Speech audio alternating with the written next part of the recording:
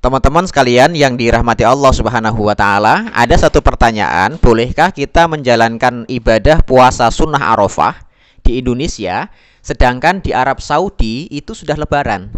Apakah puasa di Indonesia ini masih dianggap sah atau wajib dibatalkan berdasarkan Lebaran yang ada di Arab Saudi? Mari kita ikuti video berikut ini.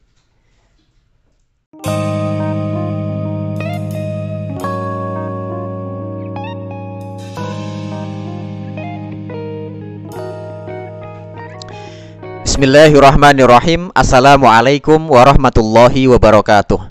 Alhamdulillahirabbil alamin, hamdan wa syukranillah. Teman-teman sekalian yang dirahmati Allah Subhanahu wa Ta'ala, masih dengan saya Ahmad Hilmi di channel Mas Hilmi Ngaji Fikih. Teman-teman yang berbahagia, pada video kali ini kita akan berbincang terkait hukum melakukan puasa Arafah di Indonesia, sedangkan di Arab Saudi mereka sudah Lebaran. Atau mudahnya, di Indonesia kita masih menentukan tanggal 9 Zulhijjah, sedangkan di Arab Saudi mereka sudah menentukan 10 Zulhijjah. Artinya antara Indonesia dengan Arab Saudi terjadi selisih satu hari saja. Baik teman-teman sekalian, berdasarkan pertanyaan tersebut, maka jawabannya adalah kita tetap boleh menjalankan ibadah puasa Arafah berdasarkan penanggalan tanggal 9 di Indonesia, walaupun di Arab Saudi mereka sudah tanggal 10, yaitu mereka sudah melaksanakan Lebaran Idul Adha.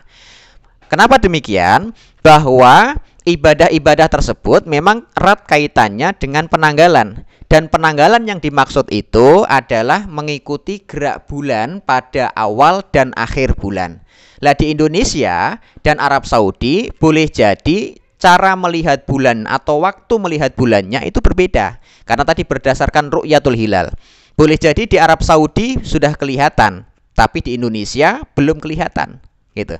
Artinya kalau Arab Saudi ternyata sudah menentukan hari itu tanggal 1 Zulhijjah dan di Indonesia itu masih tanggal 30 Zulqa'dah. Ketika mereka tanggal 2 Zulhijjah, kita baru masuk tanggal 1 Zulhijjah. Artinya terjadi selisih hari tadi. Dan itu nanti akan terus diikuti pada setiap peristiwa pada bulan Zulhijjah itu. Termasuk ketika memasuki tanggal 9 Zulhijjahnya di Arab Saudi, dan kita ternyata baru tanggal 8 Zulhijjah. Ketika mereka masuk tanggal 10 Zulhijjah dan mereka Lebaran, dan kita ternyata masih tanggal 9 Zulhijjah. Artinya teman-teman sekalian, berdasarkan penanggalan yang terjadi selisih antara Arab Saudi dan Indonesia tersebut, maka tidak menjadikan peristiwa dan penanggalan yang ada di Saudi sebagai patokan kita melakukan ibadah di Indonesia. Artinya, biarkan mereka berlebaran menurut penanggalan mereka, dan kita tetap berpuasa menurut penanggalan yang ada di Indonesia. Dan sekali lagi bahwa puasa Arafah yang disebut oleh Nabi Shallallahu Alaihi Wasallam itu memang kalau di Arab Saudi itu berdasarkan dua hal. Yang satu penanggalan pas tanggal 9-nya, dan tanggal 9 itu pula berdasarkan kegiatan wukufnya jamaah haji di Arafah. Namun kalau di Indonesia tidak ada wukuf, namun tetap berdasarkan penanggalan, yaitu tanggal 9 Zulhijjah.